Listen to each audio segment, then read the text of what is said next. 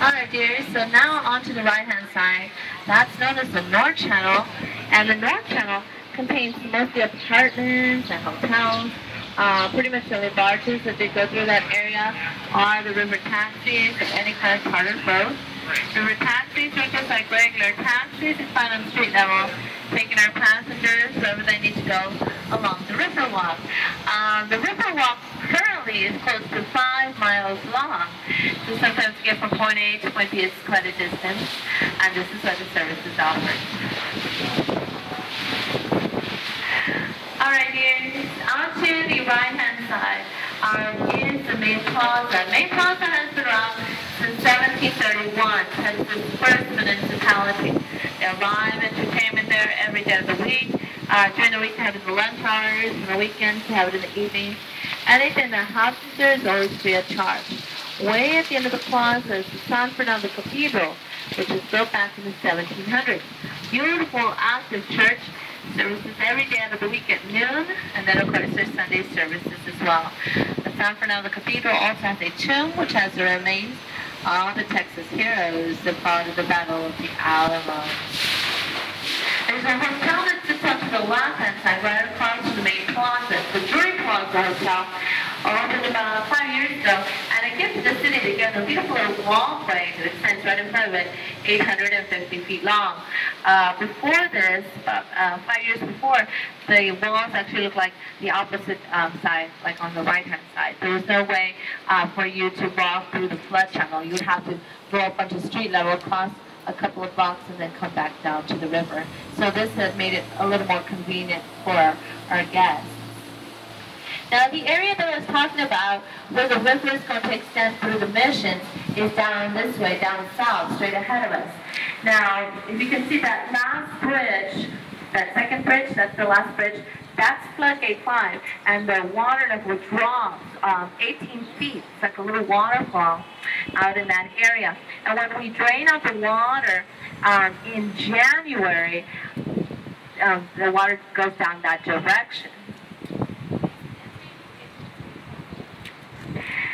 Now that's usually for about a week, and that is after New Year's is said and done. They drain up all the water out here, and they do a lot of maintenance that needs to be done, cleaning up trash that is fallen in the river. They also have what is called the Mud Festival, where they go as far as crowning a Mud King and a Mud Queen. So imagine that.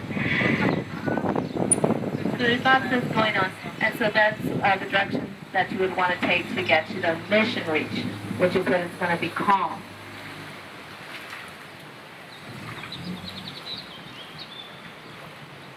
This is our little marina onto the left-hand side. You can see in that little covered area.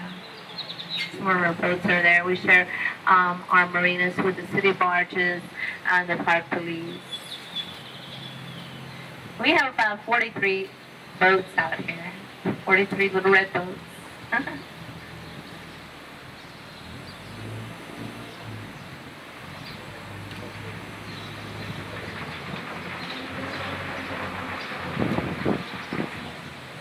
A lot of trash a couple of days ago. Yes, yes.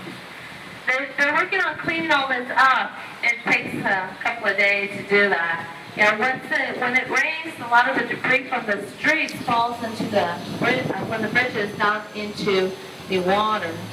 Not so much that people throw things in the river; it's just debris that falls from the streets. Mm-hmm. They have this big boat. It's called Lady Echo. A little bit bigger than our boat, and she has little arms that stretch out and has little nets on them, and they catch all the trash, debris. Yeah.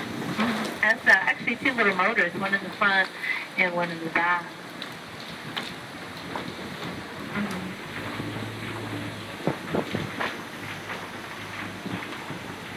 This river walk is so pretty, especially in Christmas time. Can you believe it takes about 3 months to put up all the Christmas lights here in the Riverwalk? They pretty much start the day after Labor Day, and they have to finish by Thanksgiving week, because the day after Thanksgiving is when they turn on all the lights. They have the little light ceremony. They have a river barge parade on that evening, on that Friday. That's pretty neat. And the lights do stay on all the way through the first week of January. And then, of course, they drain out the water and start all the cycle all over again. And it takes about 3 months to bring them all down. By spring break, they're completely done taking down the lights.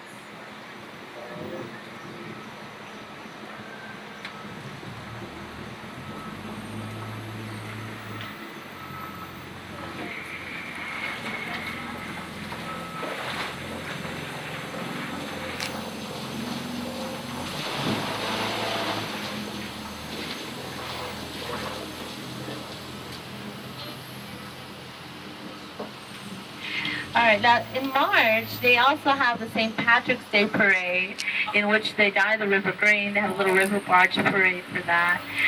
In Mardi Gras, they have a little parade for that as well. They have a parade for Halloween. Pretty much all year round, at least once a month, they have some sort of parade for something. They're always celebrating something here in the River Walk.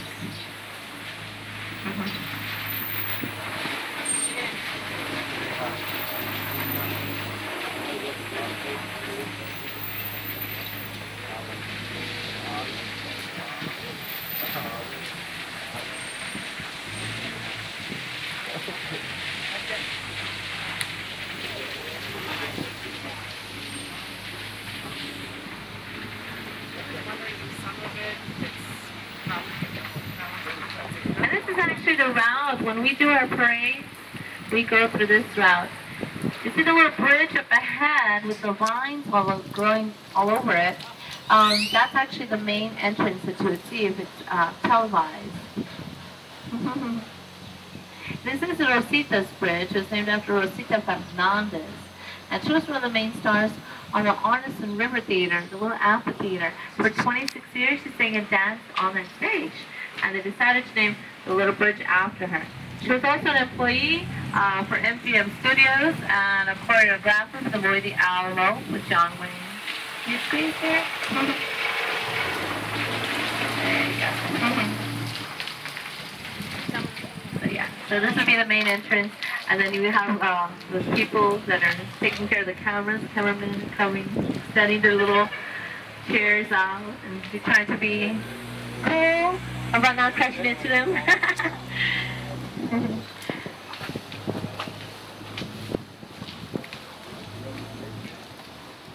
Okay. Now this is the hotel that we were right in front of as we're waiting for the boat ride to begin. This is known as the Hilton Palacio de Rio, or Palace along the river. The Hilton Palacio de Rio was built for the 1968 World Tennis Fair. The San Antonio Halter's Fair back in 1968 to promote the river walk and our city to the world. One of San Antonio's main goals was to put our name on the map. The hotel had to be built quickly in time for the fair. They decided to build the first 4 floors on location.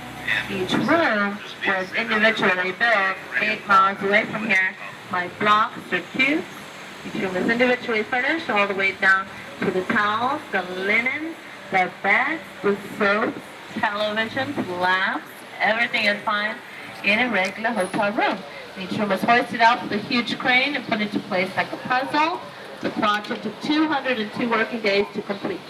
Because it was built so quickly, it was put in the Guinness Book of World Records for being the fastest hotel built during this time.